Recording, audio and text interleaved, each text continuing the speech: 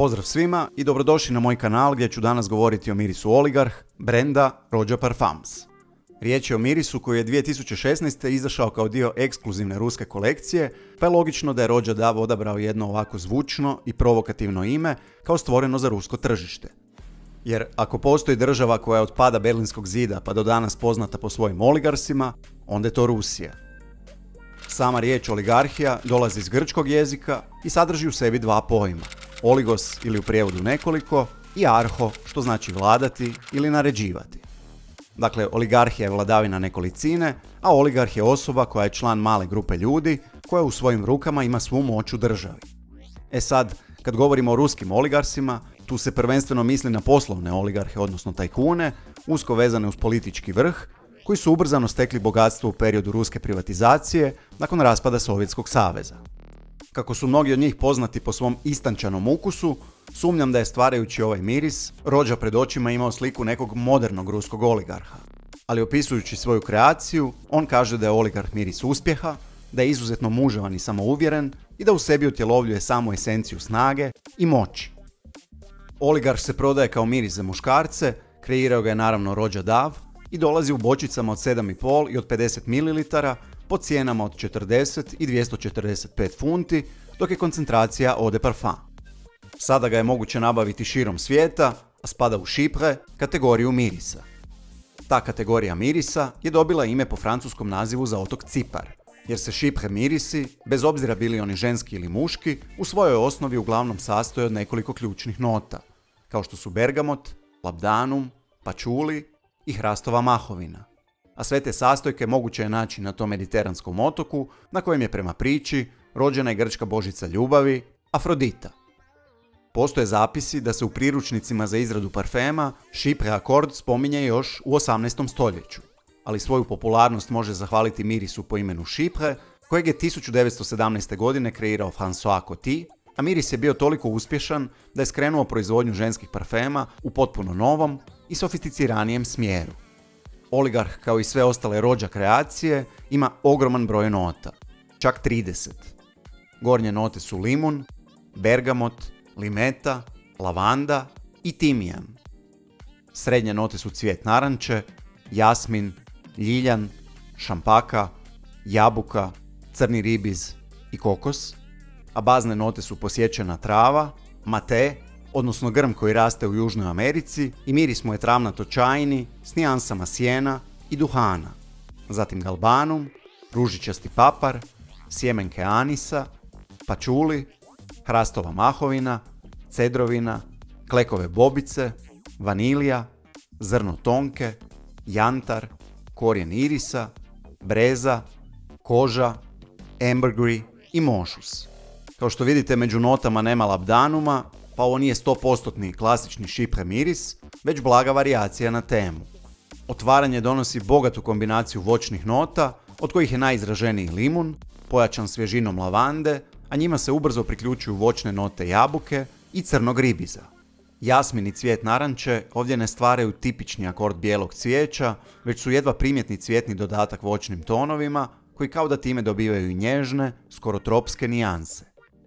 U prvih pola sata miris je pun voćnih sokova, dok u razvoju parfema sve jače izbijaju zelene i travnate note galbanuma, posjećene trave i matea, i tada kompozicija pomalo gubi na sočnosti i postaje više suha, začinjena toplim tonovima ružičastog papra, koji je dosta izražen. U trećoj fazi počinjete osjećati tradicionalnu Chypre bazu parfema, izgrađenu oko pačulija i hrastove mahovine, koja je vrlo klasična, muževna i obogaćena s jedne strane svježim notama cedrovine i klekovim bobicama, a s druge strane lagano zaslađena sjemenkama anisa. Ne želim sada izigravati velikog znalca, čiji nos razlikuje svaku od 30 navedenih nota, ali u prvih sat vremena uz citruse, ostalo voće i zelene tonove, definitivno osjetim slatku notu anisa, koja kasnije nestaje. U dubokom drydownu mogu se osjetiti note prirodnog ambergrija i kombinacija raznih drvenih nota, ali najviše me fascinira činjenica da početne citrusne note ne nestaju do samog kraja, a svi znate koliko je teško citruse učiniti trajnima. Blend je kao i uvijek od Roje savršen i velik broj nota uopće nije moguće niti izdvojiti, niti prepoznati. Kvaliteta sastojaka je apsolutno vrhunska i fascinantno je koliko limun miriši prirodno u ovom parfemu. Prijelazi iz faze u fazu ovog parfema napravljeni su besprijekorno i potpuno neprimjetno, ali karakter ostaje cijelo vrijeme nepromijenjen. Trajnost parfema je fantastična jer ga osjećam na koži i sljedećeg dana, tako da traje više od 12 sati. Međutim, projekcija je ipak umjerenija i najbolja u prvih sat i pol, a nakon toga miris ostaje bliži vašoj koži i tu umjerenost u projekciji nadoknađuje trajnošću. Nemoguće je govoriti o Oligarhu, a ne spomenuti miris kojim ga svi uspoređuju, a to je Terre d'Hermès.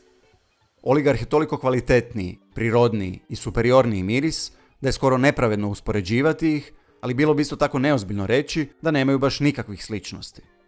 U otvaranju je Oligarh toliko sočniji, prirodniji i profinjeniji da mu Terre d'Hermès uopće nije dostojna konkurencija. Osim toga, Oligarh u sebi nema note naranče i vetivera, ali konstrukcija njegove baze može se definitivno usporediti s bazom Terre d'Hermès EDT koju sam koristio za usporedbu. Ukupno dijele 3 note, cedrovinu, pačuli i papar, ali ta klasična, muževna, drvenasta i suha baza slična je u oba mirisa i oba mirisa imaju sličan karakter i ostavljaju sličan dojam.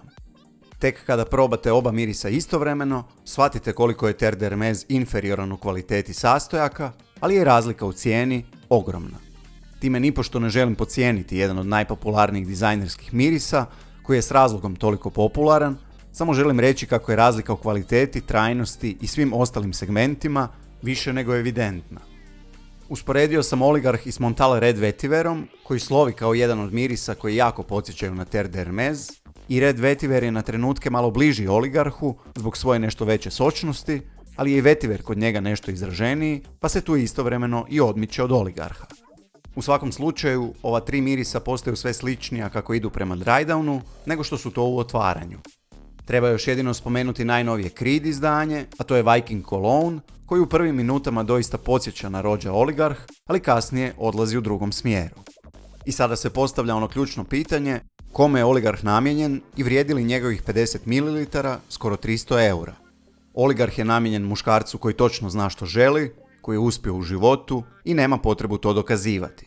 Oligarh je stvoren za prirodnog vođu i muškarca s autoritetom koji ne treba glasan miris kako bi bio primijećen i kako bi ostavio dojam.